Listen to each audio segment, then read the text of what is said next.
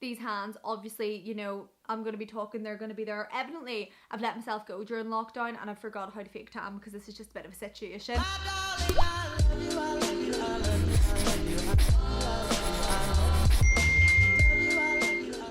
I'm literally buzzing when I finish video on this. I am going to get my first Starbucks from the start of lockdown, and if you know me, you know like Starbucks is my other half. So if I seem extra smiley or extra excited throughout this video, that is why. So without further ado, we'll jump into it. A bit of context on me before we do. My name is Victoria. I am 23 years old.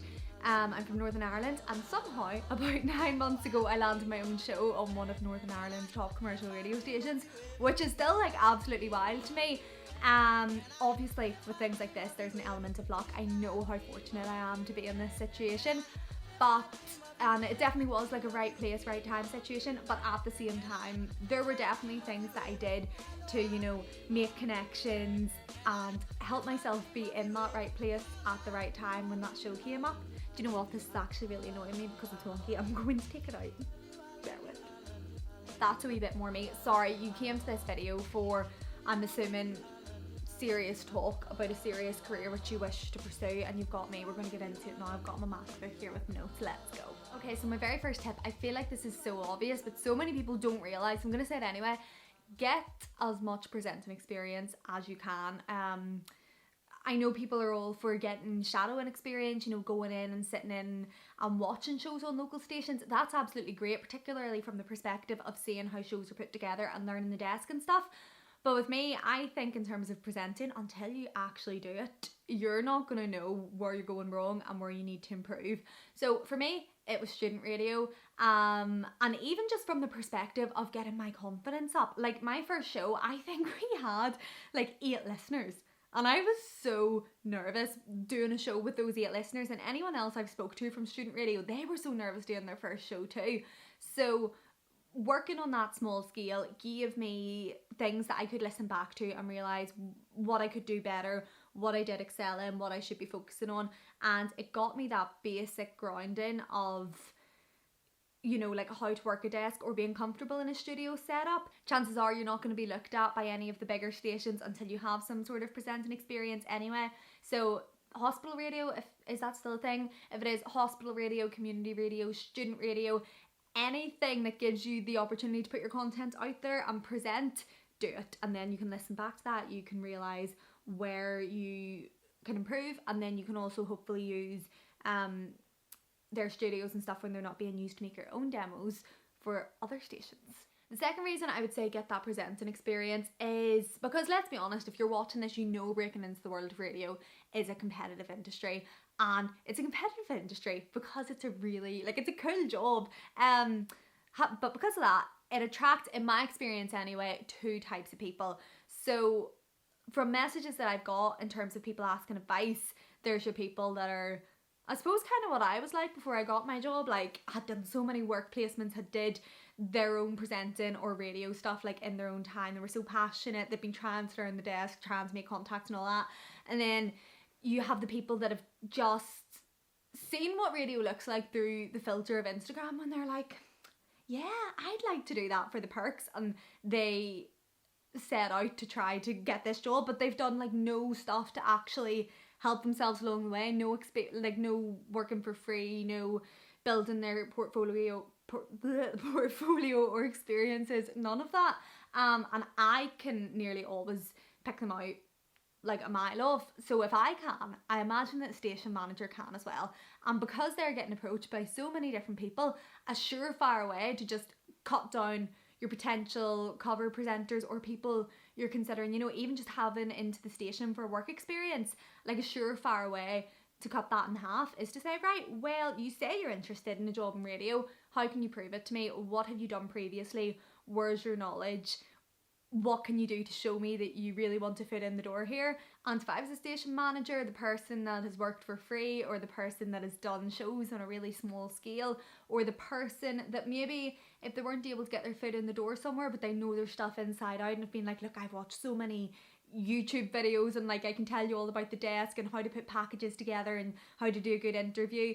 Person that knows their stuff or has gained that experience, in my eyes, they have a much better chance than someone that to be honest, has just decided they want to do this on a whim. Next point, and I can only speak from my experience on this, but based on my experience, I would honestly say this is the most important point of this whole video, is make connections.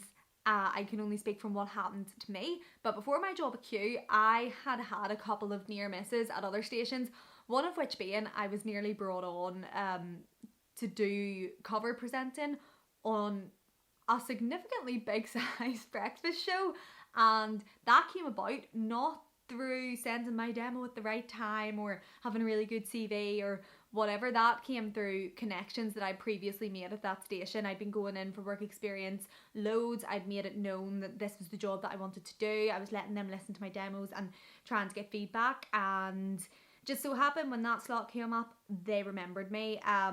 So I was due to do like a test broadcast, and then I was actually in Asia at the time, so it didn't end up happening. But what I'm saying is, to get that close, that happened because of those connections that I made within that station.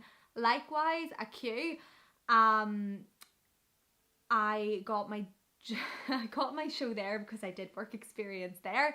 I kept in contact with some of the presenters. I had met the old station manager. Nothing came of it, and then when our current station manager came on and my slot became free, he asked about, you know, does anyone know anyone that you think would be a good fit for this?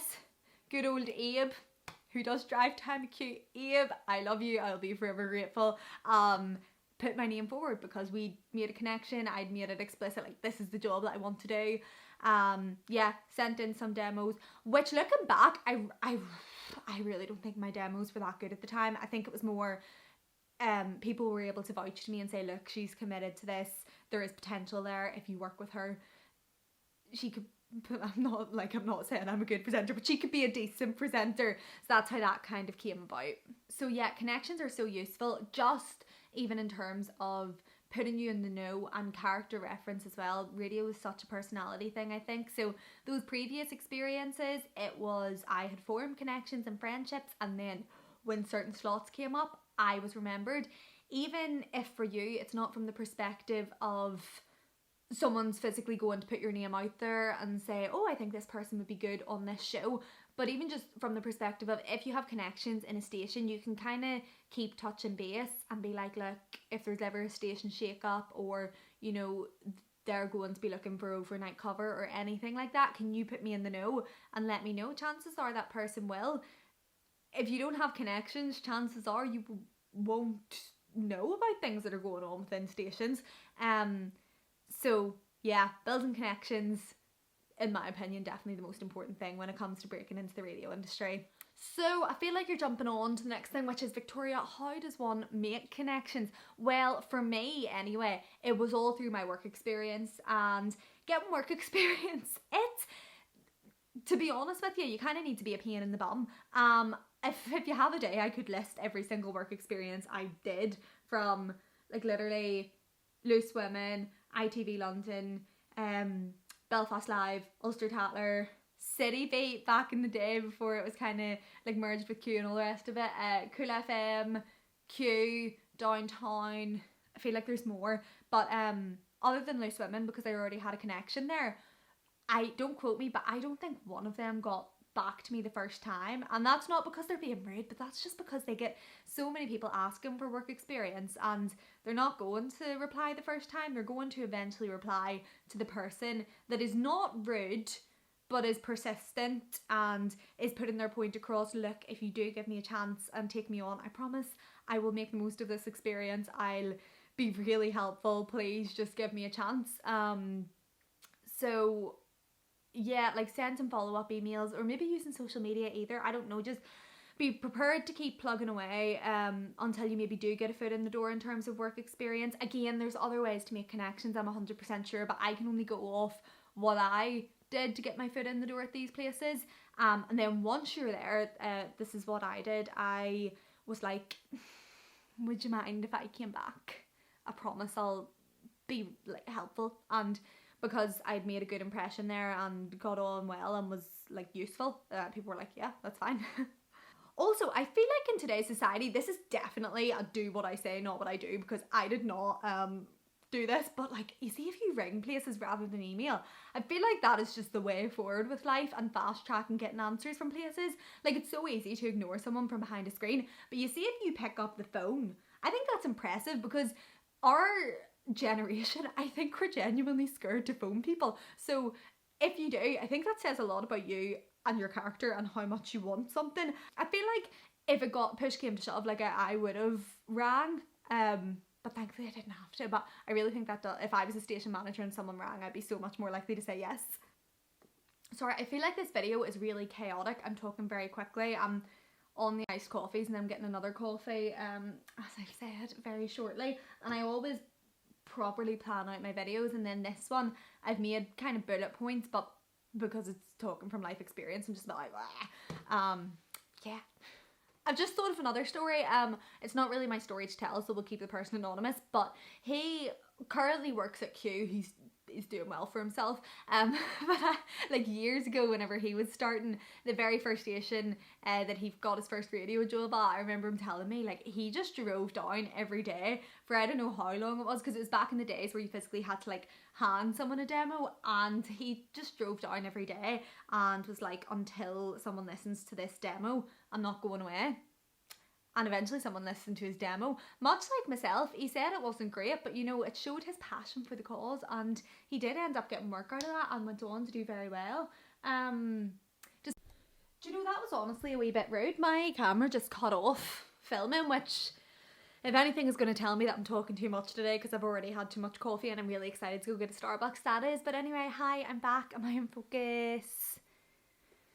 Yes, I think I am. I know I'm touching my hair so much today with my horrible tan stained hands, but sure, what can you do? But yeah, point to that story, that guy, he pushed, he got some sort of work out of it, and he worked his way up, and he's done really well for himself now. So you definitely need to persevere if you want to get into the radio industry. Very few people get in first try. I know I'm so young, like I'm only 23, and I know people that have been trying just as hard as I have, if not harder, until like they've been in their 30s before they've got a job. But like, even at the age of 23, I did so many radio work placements, and you know, like I was co-chair of my student radio station and was always watching videos and trying to learn how to edit things and put myself in the best situation that I could to try to pursue a radio career. So yeah, you need passion and you need knowledge and you need to persevere with it, because it's not the type of job, because it's so competitive, it's not the type of job that you're just going to get handed to you first time you try.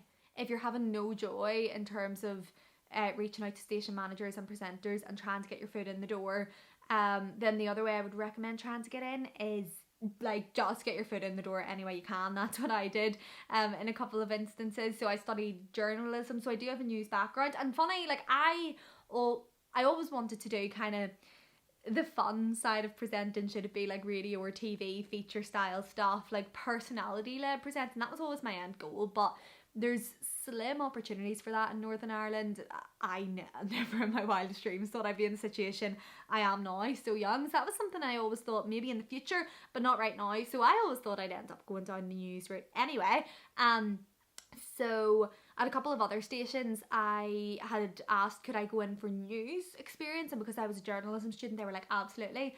Then when I was there, I had expressed that I'm interested in the presenting side of things too, and because I think at that stage then they'd met me and they knew that I would be helpful and not irritating if I was sitting, or a distraction or anything if I was sitting in a studio. They were like, that's fine.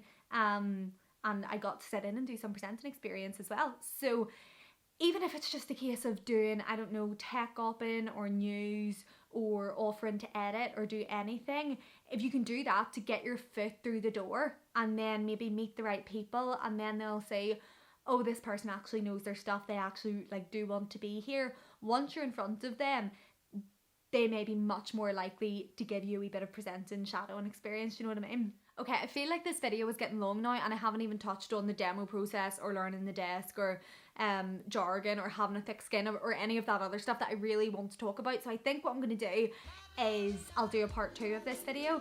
So I feel like this has been really all over the place, but if you did enjoy, please like and subscribe. I'm trying to make YouTube like a little thing, so I'd really appreciate it. And comment any questions you have down below. Comment below if you would like a part 2. And yeah, I'm gonna go get in Starbucks now. I hope that you're keeping okay during this lockdown, because it's madness, to be honest. I still don't think I've came around to it. But yeah, I hope you're having a good day, and I will see you in the next video. Bye!